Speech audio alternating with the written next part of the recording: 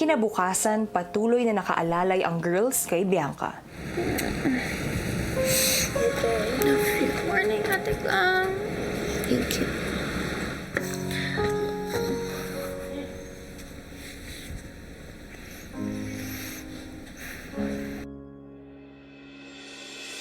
Ilang sandali pa, sa gitna ng kanilang task ay ipinatawag na ni Kuya si Bianca.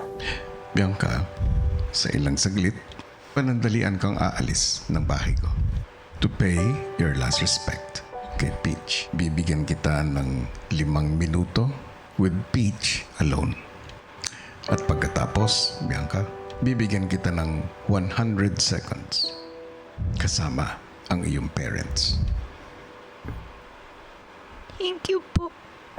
Alam ko, kailangan mo sila ngayon. Thank you po. Matapos makausap si Kuya, si Bianca agad na naghanda para sa pansamantalang paglisan.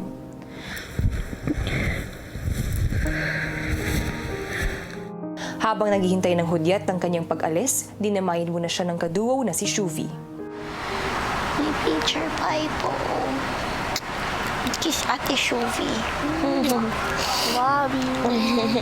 I call her Peach, Peachy, or Peacher Pie po. Peach is my best friend. Alam niyo naman po kuya na nag-iisa lang po ako. So si Peach na rin po yung she's like a sister to me. Andyan siya always waiting for me to get home. Or in the morning, andyan siya palagi. Naabangan po ako magising. Alam mo, ever since I got her, one of my biggest fears was losing her. Sobrang sakit kasi. I got her when I was around 17. I didn't expect to love her that much, but she was my world, kuya. Gagawin ko po yung lahat para sa kanya. And I know she would do the same for me. She's just there all the time. And yung parang she's dead, nawala ka sa final moments. Yeah. Yung pinakamasakit.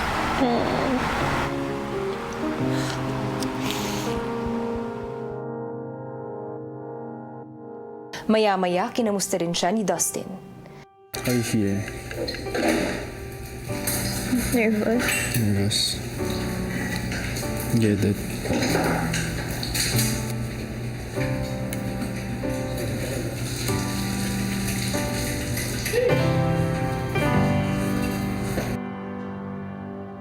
Hanggang sa dumating na ang oras para sa pag-alis ni Bianca. Alis ka na now. Pray for Peachy, promise. Yeah, ingat. Love you. Got this, Bianca. Be brave. Ate. Be brave, ha? Be strong, okay? Okay. Ingat, Bianca. Bye. Take care. Kuya. Bianca, handa ka na? Apa, kuya?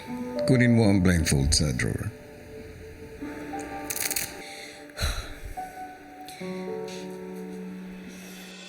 Ilang sandali pa, si Bianca hinatid na para magpaalam kay Peach.